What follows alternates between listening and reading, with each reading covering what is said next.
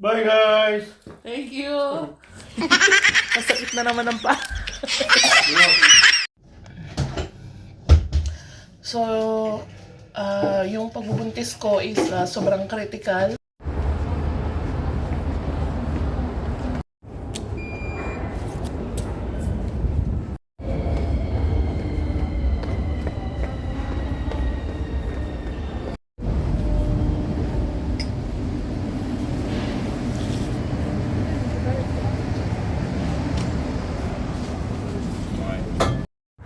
Hello guys! Good afternoon! Kumusta kayong lahat guys? Papasok ako ngayon sa work guys. At yan. Nasakit sa mata ng ano. Hello guys! So, nag-aantay ako ng oras ng pasok ko. Nandito po ako ngayon sa park. Yan. Dito ako ngayon sa Pipera. Si Jake gusto sumama sa akin dito sa trabaho. Sabi ko hindi pwede kasi kailangan kong mag-work ng 5 hours kasi nga wala akong work kahapon. Ay nako. So yun guys, gusto kong sagutin yung tanong sa akin ni ate, marami po kasing comment dyan sa ating Facebook video na tinatanong na kung paano daw po kami nagkakilala ni Mr. Petro. So nagkakilala po kami ni Mr. Petro sa Cyprus. And yun po yung unang country ko na napuntuhan ko sa Europe. So, friend po siya ng friend ko. So, nung time po na nagkakilala kami, yun, nag-date po kami. At bali yung lugar ko sa Cyprus ay malayo sa lugar niya. Parang isang city yung pagitan. Kapag off ko, sinusundo ako ni Petro doon sa bahay ng aking alaga. Kasi nag-alaga po ako ng matanda that time sa Cyprus. Nag-caregiver po ako. Tapos, yun, pagkatapos ng off ko, hinatid naman niya ako pabalik doon sa bahay ng amo ko. Kasi guys, yung lugar nung asawa ko, si Petro, ay malapit sa dagat. Kaya doon lagi kami pumupunta na mamasyal. So guys, good morning. Gusto kong ituloy yung kwento natin kahapon. So dati nung na-meet ko po si Petro ay wala pa po siyang sasakyan dati. So pag nagde-date po kami, pinupuntahan niya ako sa namin sa bahay ng employer ko ay nagko-commute po siya ng bus balikan. Sobrang haba ng 1 hour yata ba ang travel. Pupunta siya doon, sunduin niya ako 1 hour. And then pabalik papunta kami 1 hour. So pagdating doon sa bahay niya, magluluto kami and then lalabas kami. Ganun po ang namin. And then nagplan siya, sabi niya nahihirapan daw siya sa ganung sitwasyon. Yung ganung namin kasi talaga matagal ang biyahe pag sa bus. So guys, ituloy natin. So nagtuloy-tuloy ang relationship namin and then sabi nga niya na gusto daw niyang bumili ng sasakyan. Sabi ko, ikaw ang bahala kasi pera mo naman yan. And then, yun, pinakita niya sa akin na ganito. Pinapakita niya sa akin online kasi marami naka-display na may mga second hand na sasakyan. So, yun, may napili siya at pinakita niya sa akin. Sabi ko, okay naman. And then, nakabili po siya ng sasakyan. And then, yun yung ginamit namin sa pagsundo-sundo sa akin, pag gumagala kami. So, ipapakita ko sa iyo ang ibang picture. Yan, ito. Ito din yung nag-commute kami. So, yun ganun guys, ang life namin nung magjowa pa lang kami ng asawa ko. And then, one day, nagsabi ako sa kanya na baka mag-apply ako papunta ng Malta. Kasi, pangarap ko talaga guys na mag-travel sa Europe. Yun yung dream ko talaga. Kaya, nagpunta ako dito sa Europe. Ang plan ko, Italy, France, Spain, diba? Ang taas ng pangarap.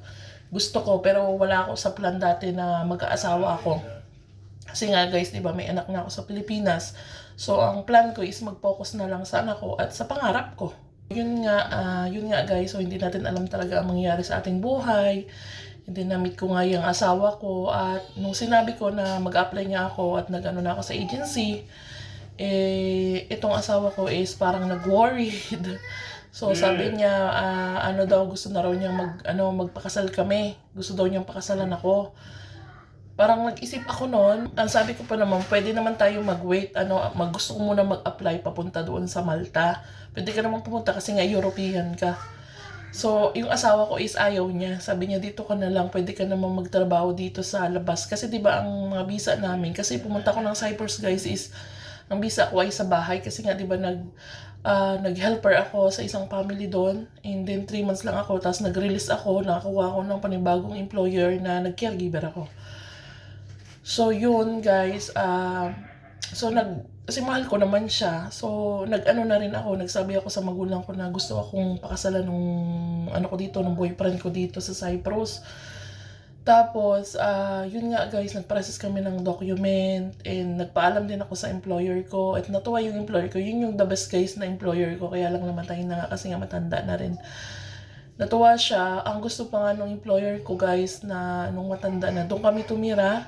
Walang bayad, free, basta maalagaan daw siya. Itong asawa ko ayaw naman niya. Gusto niya bumukod at para mag-start kami ng buhay mag-asawa. So, nung kinasal kami, yun, magkasama na kami nung asawa ko sa bahay, dun sa inupa niya apartment. Nagtrabaho ako sa restaurant. So, nag-apply ako sa restaurant, natanggap naman ako. Parang pinasok ako ng kaibigan kong Pilipina. And then, tuloy-tuloy yung trabaho din ni Petro.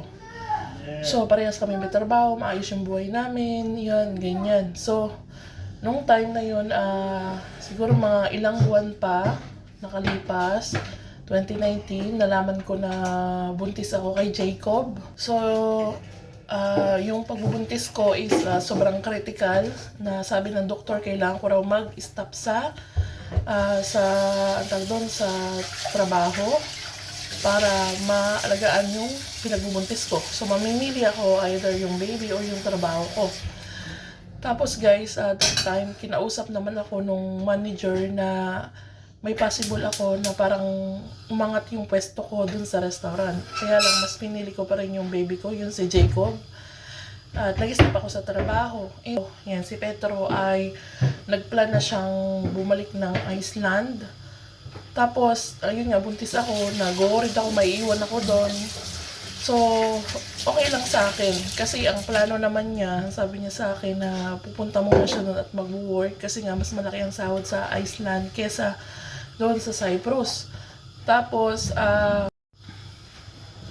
so, yun guys, umalis nga po yung asawa ko at iniwan ako mag-isa sa Cyprus. Buntis ako noon. So, kailangan niya rin kasi guys, kasi nga, for the future. So, ang plan kasi namin guys, mag-work muna siya doon and then mag-isa ako, pinapadalan lang niya ako ng pera at wala akong trabaho guys, mag-isa lang ako sa apartment.